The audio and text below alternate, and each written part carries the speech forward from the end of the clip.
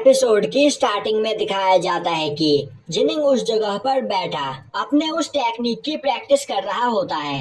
वहीं उसके बॉडी से काफी ज्यादा ऑरा निकल रहा होता है, जिस ऑरे को देखकर उसकी ओर एक वुल्फ आगे बढ़ता है और अब वह उस जगह पर जिनिंग को बैठा हुआ देखकर उस पर अटैक करने के लिए झपटता है। वहीं से एक जगह से छिपकर क्वीन यू और साओबाई यह सब कुछ देख रहे होते हैं। अब उस वुल्फ को जिनिंग की ओर आगे बढ़ता हुआ देखकर क्वीन यू काफी ज्यादा परेशान हो जाती है, पर साओयू उसे शांत रहने के लिए बोलता है। और अब वह वुल्फ जैसे ही जिनिंग के पास पहुंचकर उस पर अटैक करने की कोशिश करता है, जिनिंग के अंदर से निकल रहे ऑरा से उस वुल्फ के वहां पर छोटे छोटे टुकड़े हो जाते हैं और वह वुल्फ वहीं पर मारा जाता है। अब जिनिंग की इस टेक्निक को देखकर क्वीन यू काफी ज्यादा इम्प्रेस होती है। वहीं दूसरी ओर आयरनवुड अभी भी उस स्काई स्नेक को टॉर्चर कर रहा होता है, पर वह स्काई स्नेक उसकी बात मानने के लिए तैयार नहीं होती है। और तभी आयरनवुड जंगल से आ रही काफी खतरनाक ऑरा को फील करता है। अब वह बीस्ट भी उस ऑरा को फील करता है और बोलता है कि मैं अभी उस जगह पर जाकर देखता हूँ कि आखिर यह कौन है। यह सुनकर आयरनवुड बोलता है यह बस एक ही पर्सन है और उसकी ऑरा को देखकर मैं बता सकता हूँ कि वह काफी ज्यादा खतरनाक है, इसीलिए मैं भी तुम्हारे साथ चलता हूँ। जिसके बाद वह दोनों उस ऑरा का पीछा करते हुए उस जगह पर पहुँचते हैं और अब वह देखते हैं कि उस जगह पर बैठा जिनिंग अपने उस टेक्निक की प्रैक्टिस कर रहा होता है।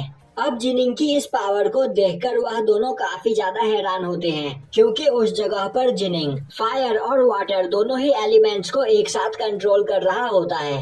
अब जिनिंग की पावर को टेस्ट करने के लिए आयरनवुड उसकी ओर एक पत्थर को फेंकता है और जिनिंग के पास पहुंचते ही वह पत्थर डिस्ट्रॉय हो जाता है और तभी वहां पर जिनिंग की आंख भी खुल जाती है। तभी आयरनवुड अपनी पावर का यूज करते हुए उस जगह पर एक पेड़ को उखाड़ता है और अब वह उस पेड़ को काफी तेजी से जिनिंग के ऊपर फेंक देता है। पर जिनिंग के पास जाते ही उस पेड़ का सभी हिस्सा डिस्ट्रॉय हो जाता है, पर उसका तना काफी तेजी से जिनिंग की ओर आगे बढ़ता है, पर जिनिंग उसे एक पंच करके तोड़ देता है। अब यह देखते ही आयरनवुड बोलता है जिनिंग तुम सच में काफी ज्यादा इम्प्रेसिव पर्सन हो, पर अभी तक तुमने इस टेक्निक को मास्टर नहीं किया है, पर अब तुम कभी इस टेक्निक को मास्टर भी नहीं कर पाओगे, क्योंकि मैं आयरनवुड ज़ैंग जी फैमिली के किसी भी मेंबर को इतना ज्यादा पावरफुल नहीं बनने दूंगा। तभी जिनिंग बोलता है आयरनवुड तुम एक इवल पर्सन हो और अब तुम्हारे पाप का घड़ा भर चुका है, तो मरने के लिए तैयार हो जाओ। जिसके बाद वह उन दोनों एलिमेंट्स को कंट्रोल करते हुए उस टेक्निक का यूज करता है। यह देखकर आयरनवुड काफी ज्यादा डर जाता है और बोलने लगता है कि आखिर तुम्हें crimson bright diagram of 9 heavens कहाँ से मिली। आज तक कोई भी जीनियस इन दोनों एलिमेंट्स के साथ इस फॉर्मेशन को कंट्रोल नहीं कर पाया है। तभी वह बीस्ट बोलता है जिनिंग ने अभी इस जगह पर इस टेक्निक को मास्टर नहीं किया है, तो हम अभी इसे मार सकते हैं, वरना बाद में जिनिंग हमारे लिए खतरा साबित हो सकता है। और अब यह बोलकर वह बीस्ट जिनिंग पर अटैक कर देता है, पर जिनिंग उसी वक्त उस बीस्ट को क्रश करता हुआ उसे वहां पर मार देता है। यह देखकर आयरनवुड काफी ज्यादा डर जाता है। तभी जिनिंग आयरनवुड की ओर आगे बढ़ता है, पर तभी आयरनवुड अपने घुटने टेक देता है और बोलता है कि एल्डर आप मुझे माफ कर दीजिए, आप मुझसे काफी ज्यादा पावरफुल हैं, तो मुझे यहाँ पर जीने का एक और चांस दीजिए और आप यहाँ पर मुझे अपना डिसाइपल स्वीकार कीजिए। तभी जिनिंग बोलता है आखिर तुम मुझे एल्डर क्यों बोल रहे हो, तुम्हारी एज मुझसे काफी ज्यादा है। तभी आयरनवुड बोलता है कल्टीवेशन के रास्ते में अपने से पावरफुल पर्सन को रिस्पेक्ट देते हुए एल्डर कहा जाता है।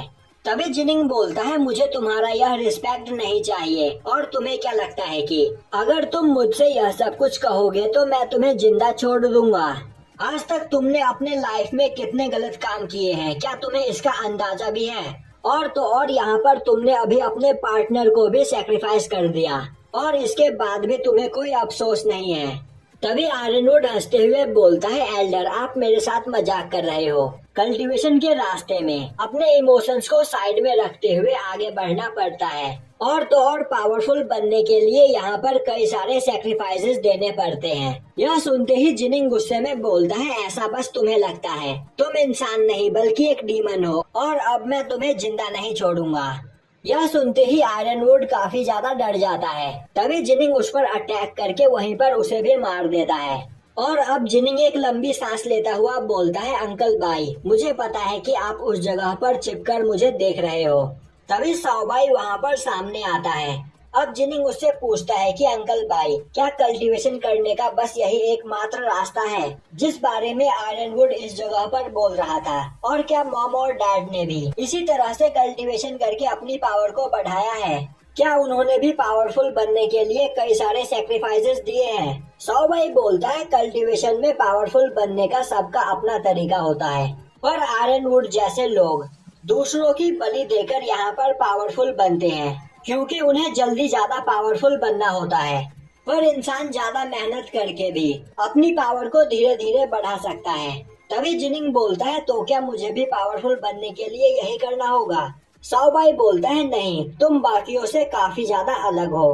तुम्हारे अंदर यहाँ पर एक नेचुरल टैलेंट है। और अब यह सुनकर जिनिंग वहाँ पर शांत होता है और साओबाई के साथ आगे बढ़ता है। अब दिखाया जाता है कि वह स्काई स्नेक जिनिंग को उसकी जान बचाने के लिए थैंक्स बोल रही होती है। तभी वह बोलती है कि तुमने यहाँ पर मेरी जान बचाई है, पर इसका यह मतलब नहीं कि इस जगह पर तुम मेरे मास्टर बन गए। जिनिंग बोलता है, मैं यहाँ पर तुम्हें अपना पेट बनाना नहीं चाहता हूँ।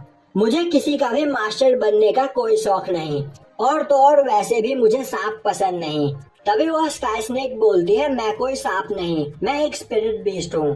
पर जिनिंग उसे इग्नोर करता हुआ वहाँ से चला जाता है। अब दिखाया जाता है कि जिनिंग क्वीन यू और साओबाई के साथ अपने रास्ते में आगे जा रहा होता है। तभी वह स्काई स्नेक भागते हुए जिनिंग के पास आती है और बोलती है कि जिनिंग ने यहाँ पर उसकी जान बचाई है, तो वह इस जगह पर जिनिंग के एहसान को चुकाना चाहती है। और तभी क्वीन यू जिनिंग को अपने पास बुलाती है और बोलती है कि उस जगह पर चैंग चाओ का विलेज है। अब साओबाई आगे जाकर देखता है तो वह पूरा विलेज डिस्ट्रॉय हो चुका होता है और उसमें चारों ओर आग लगी होती है। यह देखते ही जिनिंग काफी तेजी से उस विलेज की ओर भागने लगता है। अब वह सभी लोग उस विलेज में पहुंचकर देखते हैं तो वह विलेज पूरी तरीके से डिस्ट्रॉय हो चुका होता है और वहां पर मौजूद सभी लोग मारे जा चुके होते हैं। तभी साओबाई चारों ओर देखकर बोलता है, यह सभी डैमेज किसी डीमन स्नेक के फायर अटैक से हुआ है और उसी ने यहाँ पर इन सभी लोगों की जान ली है। तभी क्वीन यू एक जगह पर चैंग चाओ और उसके फादर को देखती है, जिसे देखते ही वह भागते हुए उनके पास जाती है और अब वह वहाँ पर रोने लगती है, जो देखकर बाकी के सभी लोग भी उस जगह पर पहुँचते हैं। और अब वह देखते हैं कि चैंग चाओ वहाँ पर मर चुकी होती है। और यह देखकर जिनिंग को समझ में आता है कि उस दिन उसकी मॉम उससे क्या कहना चाहती थी। वह सभी डीमंस हैं और बदला लेना तो बस उनका एक बहाना है। उन्हें तबाही मचाने में मजा आता है और इसी वजह से जिनिंग के फादर ने उस डीमन स्नेक के बेटे को उस जगह पर पकड़कर रख रखा था। और अब यह सब देखकर जिनिंग को वहाँ पर काफी ज्यादा दुख होता है, पर जिनिंग हंसते हुए चाओ चैंग के पास जाकर उसे उठाता है और अब वह बोलता है कि मैं उस डीमन स्नेक को जिंदा नहीं छोड़ूंगा, बल्कि उसे 100 गुना ज्यादा दर्दनाक मौत दूंगा। और अब वह स्काई स्नेक से बोलता है कि तुम इस जगह पर मेरा एहसान चुकाना चाहती थी ना, तो ठीक है, तुम उस डीमन स्नेक को ढूंढने में इस जगह पर मेरी मदद करोगी। जिसके बाद वह एक जगह पर चैंग चाओ की ग्रेव बनाता है और अब वह बोलता है कि अंकल बाई, मैं यहाँ पर पावरफुल बनूंगा, सबसे ज्यादा पावरफुल, पर अपने तरीके से। अब साओबाई जिनिंग को वहाँ पर मोटिवेट करता है और बोलता है कि तुम्हें पावरफुल बनना होगा, क्योंकि इस वर्ल्ड में कमजोरों की कोई भी जगह नहीं है और वक्त आने पर तुम्हें कुछ लोगों को मारना भी होगा, उन लोगों को प्रोटेक्ट करने के लिए जिनसे तुम प्यार करते हो। पर इस दुनिया में हमेशा तुमसे पावरफुल एक पर्सन होगा, जिससे जीतने के तुम्हारे चांसेस बस 0% के होंगे। पर तुम्हें हार नहीं माननी है और पहले से भी ज्यादा मेहनत करके उससे भी ज्यादा पावरफुल बनना है। और यह बात तुम भी जानते हो कि वह डीमन स्नेक तुम्हारी सोच से कहीं ज्यादा पावरफुल है। इसीलिए उस स्नेक को मारने से पहले तुम्हें 3 साल तक ट्रेनिंग करनी होगी, उसके बाद ही मैं तुम्हें उस स्नेक से फाइट करने दूंगा।